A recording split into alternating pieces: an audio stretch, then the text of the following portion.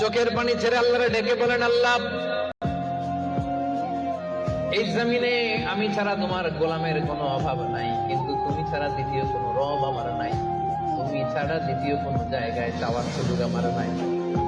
চোখের পানি ছেড়ে আল্লাহরে বলেন, আল্লাহ, কোরআনে তুমি শিখিয়েছো ফরিয়াদীদেরকে কেউ যদি চায় ওই ফরিয়াদীদেরকে বারণ করা যায় না, তুমি কেমন করে এই অভাগা ফরিয়াদীকে আজকে ফিরিয়ে দিবা? চোখের পানি ছেড়ে আল্লাহর কাছে চান, সব তিনি দিয়ে দিতে পারেন। চিল্লায় বলেন ঠিক কিনা? গোটা বিশ্বের সবাই, আমাদের যার যা লাগবে সব যদি আল্লাহর কাছে চাই, আল্লাহ যদি সবাইকে সবকিছু দিয়ে দেয়, আল্লাহ বলে আমার ক্ষমতার 1 ইঞ্চিও কমবে না। চিল্লায় বলেন ঠিক কিনা? সেজদায় পরে আল্লাহর